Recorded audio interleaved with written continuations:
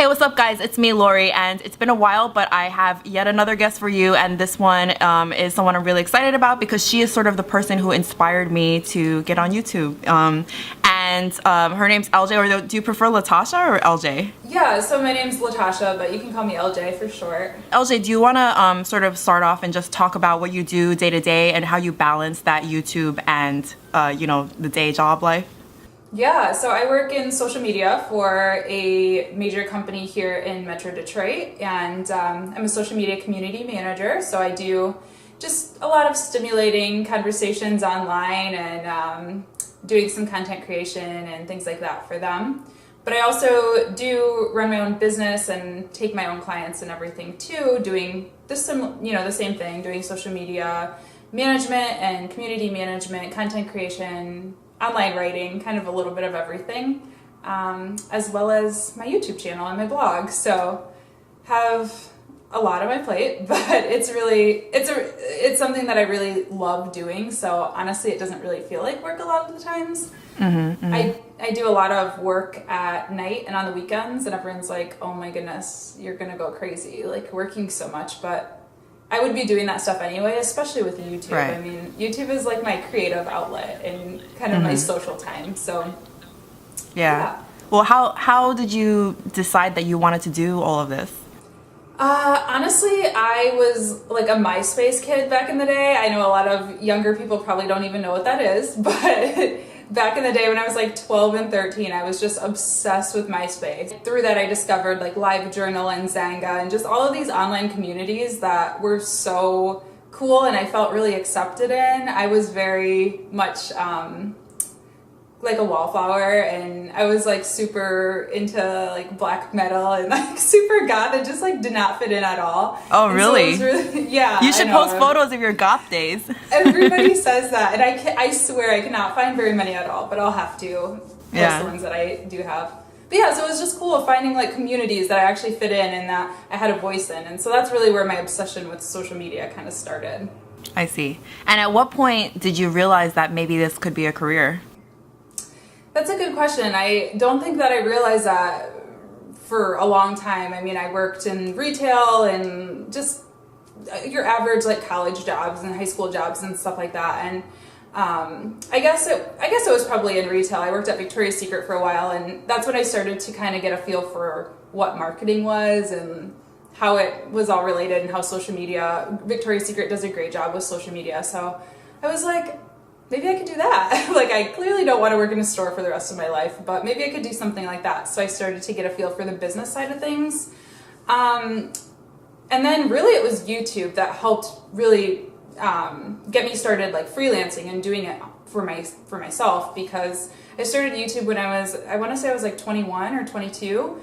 So I was almost done with school, and I just did it just for fun. Like, I didn't really know there was this whole economy behind it and that there was so much to it, or that you could really even make money on it. But I just started it, and the more that I did YouTube, the more I realized that there were all these like entrepreneurs kind of coming out of that and making something more out of their channel, and I figured I'd just give it a try. So did you study anything related in college? I actually went to school for political science and film, video, and media studies. So cool. Major. Yeah. Wow. Yeah. Oh, that sounds, but it's like a fun double major. It sounds like one side is super creative and the other side is very analytical. Yeah, I actually, when I was in school, I really wanted to work in the news. I really wanted to be like a broadcaster. But yeah, I don't anymore. I changed my mind really quickly on that. Why is that? The more that I really don't like the news per se, like, and kind of what it's become. I just think it's so, I don't know, it's hard to find a lot of truth in it, and I feel like if I wanted to do the kind of news that I would really want to do, which is like honest reporting, I would have to do it to like start my own publication or something like that, and that just seems like way too complicated, and like I would struggle financially for a long time for it. Although you do technically have your own publication, you have a YouTube channel.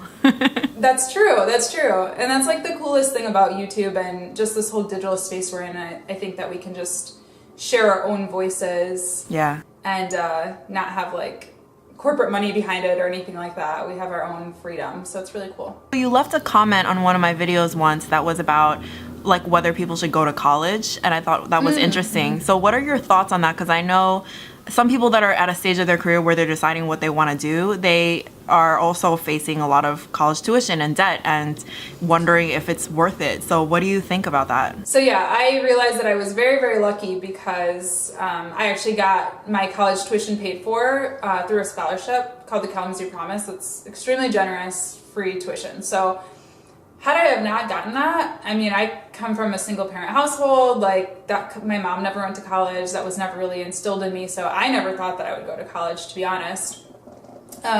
So yeah, I mean, I'm really grateful for my opportunity. And I think if you have an opportunity to, if you're able to financially, I think that it's a good option. I think that you learn I've just learned so much. Just my film degree, like everyone's like, oh, you're not in film, but I use that every single day that I put up a YouTube video or help a client or something like that. But in my political science degree too, I mean, it's helped me totally understand different kinds of people and different environments and things like that. But I do think that we live in an age where there's so much knowledge out there as well online that you don't need a degree to do what I'm doing. I mean, you need to be constantly learning though. And you know, you just have to create those opportunities on your own, I think. I mean, I take so many online courses and go on webinars and stuff all the time just because, like, why not? Why not try to learn as much as I can? And you're going to do your own, right? Yeah, so I actually have my own course that's launching soon, like in the next couple weeks. So I'll make sure to send you the link for that as well if you want. But ajourneyeast.com/course is where you can find that. You can sign up for the email list for it. But yeah, things like that are so helpful. And I mean, I've taken so many courses and so many online trainings and things like that. So yeah, I mean, if you can't go to college, don't sweat it, but also don't think that that means you don't have to learn or you don't have to go to school, because you're still going to be going to school, or you should be, in whatever capacity that you can. Do you think that going to school also, I mean, in terms of getting a job, not for your own business, like does it, or even with clients, like does it help to have that degree? Yes, definitely. I mean, I think there's the aspect of, you know, just clients will look at me and think that maybe I am a little bit more knowledgeable because I went to school. Because let's face it, like nobody likes to talk about it, but being a young female, there's that always going to be that element of like distrust or like, she doesn't really know what she's talking about, that kind of thing. Yeah. You know, I think all young people are going to face that. It's like a third party, like vetting process, kind of. Yeah, totally. So at least having like, well, I did go to college, like that at least. Yeah, no, it's true though. That is the reality. Like even if people, like you said, like even if you can learn everything there is and more outside of school, like it's sort of just like a certification that you know. Yeah, which that's a good point. I'm glad you said that word, certification, too, because there are social media like certifications that you can get now, and just marketing certifications. I know HubSpot's inbound marketing certification has helped me so much. It's a free thing that you can do, HubSpot inbound, and it's taught me so much. And it's also, I was reading, or I don't remember who told me this. Somebody who I worked for or something told me this, that like, that HubSpot inbound certification, only a very, very small percentage of people have that on their LinkedIn profile, and that you get like, I don't remember the statistics, but you get like such higher click-through onto your LinkedIn for having that. So, you know, things like that you can still use in place of a degree. Like, don't be discouraged if you can't get a degree. There's other things that you can still get. So when you decided that you sort of maybe wanted to pursue the business side of marketing and everything, how did you transition into that? Like what was your first step? Yeah, my first step was just to get some kind of experience. I think that's the hardest thing for everybody, is like, okay, this is what I want to do, but I need experience. So I just went on to some freelancing boards, some online talent communities, and basically took like the first gig that I could get, just to get something under my belt And the way that a lot of these websites work is you kind of have to have like an established profile and things like that. So I just wanted to like take something, show that I could do it, and start building up my client list from there. So I actually got a writing job, was my first job. I got like a long-term assignment to be a blogger for an education website, which was really awesome. And honestly, looking back, I got really lucky because I know a lot of people looking to start freelancing, start their own business, like they don't get that lucky to get an actual cool assignment, like right. Because I had pretty much creative reins to just write about whatever I wanted as long as I could put like an educational tie back to it. So I wrote a lot about film and digital media and marketing and stuff like that. So that's really cool. And did they ask you like for because that was like was that your first writing gig? Yes. And Yep. did they ask you for anything, or they were just like okay with a sample or something like that? Yeah, well, I guess I should have mentioned, going back too, I've always had a blog. I've had a blog, like I said, I was obsessed with MySpace and LiveJournal and Xanga. And so I think I started my first blog when I was probably like 14, I want to say. Now, it's never been super serious or anything like that, but I did have some good pieces that I could share with them. I used to do like music reviews and stuff like that a lot, or like movie reviews because I was in film school. So I think that's what I shared with them for my writing samples. And then I also shared a couple of school papers that I did. Okay, that's cool. I mean, that's good to know. I think a lot of people don't even sort of like know where to start. So did you send them the URL to your blog, or did you just send them the text of the stuff you were proud of? I think back then I shared just the text because, like I said, back then I was not super serious at all. So I really had to like cherry pick. Yeah. Nowadays I'll share my blog, and I've kind of cleaned up my blog to make it a little bit more. Right. It's still me and it's still personal, but a little bit more professional and put together. But yeah, I think back then I just shared the text. Yeah. I mean, so yeah, I'm curious too, like how do you balance that? So do you feel like since now you work with social media, but you also personally like it, do you have to kind of, basically keep it clean and censor yourself a little bit so that it's professional? Yeah, that's such a good question. It's a constant battle for me in my mind because sometimes I'm just like, I'm a normal person, I can post whatever I want, like we live in America, but then other times I'm like, but you also kind of have to operate as a brand. I know that sounds so messed up and like, I don't know, I have issues with that, but it's true. Like I do have to operate as a brand. So I don't know, I just, a lot of what I do in business, this sounds really silly, but it's really just has to do with my intuition and, going with my gut for a lot of things. So if there's an issue that I'm extremely passionate about and that like, I feel like I am being called to speak about, I will. But for the most part, I try to keep things pretty, pretty just PC and pretty keep my opinions out of a lot of things unless it's something very serious. Have you ever like actually talked to an employer about that, or do you just sort of do it on your own? Yeah, I mean, obviously it's different for my day job. Like I can never go on to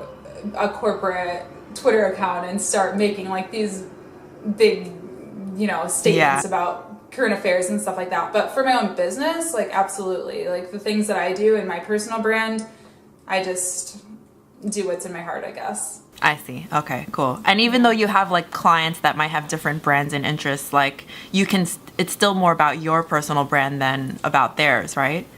Yeah, definitely. And that's the other thing that's so great about working for yourself is you are empowered to choose who you work with, and I would never work with a brand that is completely opposite to my core beliefs.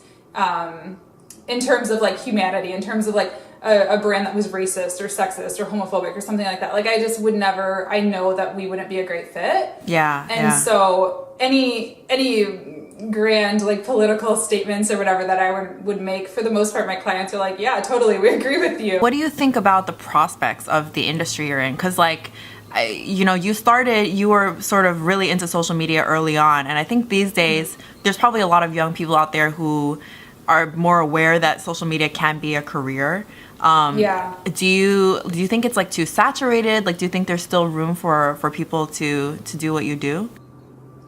Yeah, I don't think so. I totally see what you're saying, and I know that's a concern for a lot of people.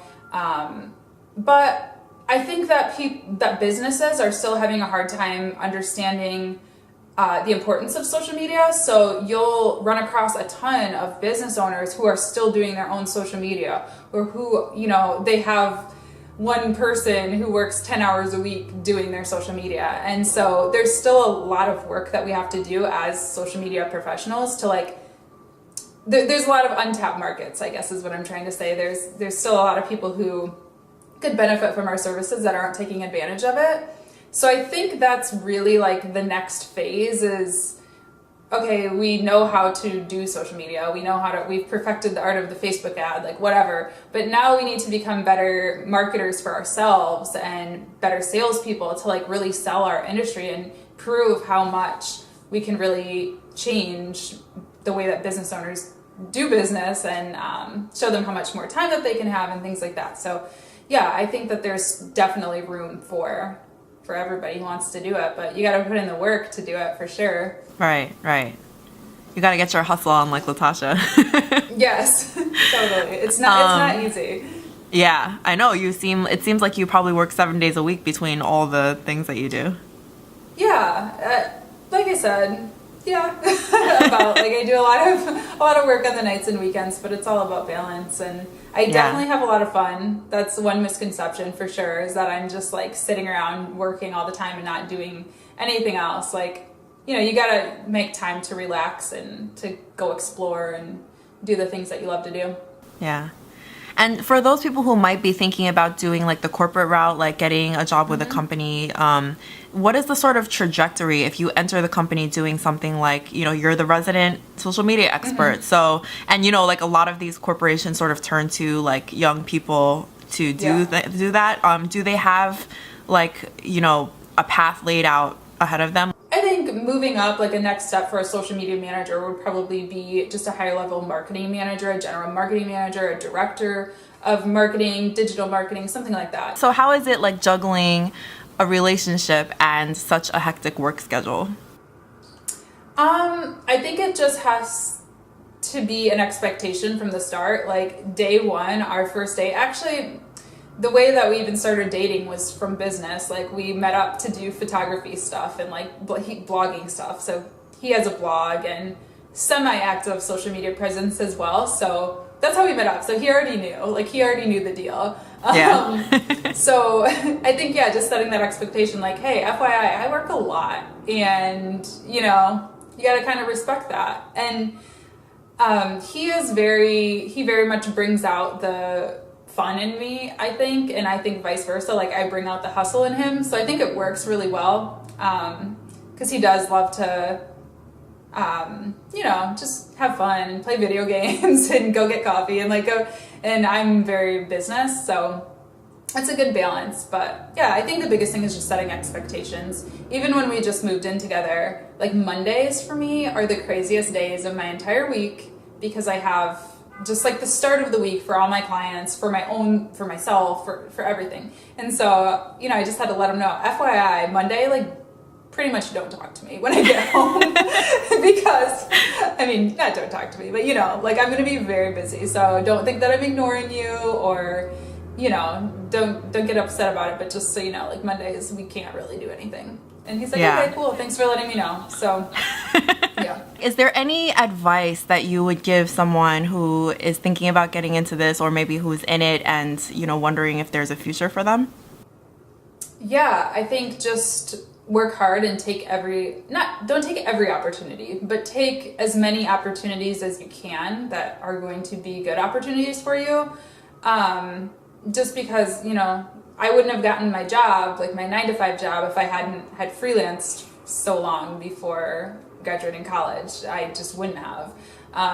And like I said, there's so many things that I learned from my day job that I bring back to my freelancing. So yeah, just take as many opportunities as you can. Really try to get your voice out there. I think content is king. I think that's something really big for people to know too about social is, you know, I think the thing that makes me different to some of my clients from another social media manager is just that I do have a presence, and that I've kind of established myself as, you know, and I hate to use the word expert, but like as somebody who knows what they're talking about just from all of the content that I put out on the internet. So, you know, start a YouTube channel, start a blog, like get your name out there as much as you can, because I think that's honestly half of the struggle for becoming a successful freelancer is just becoming known.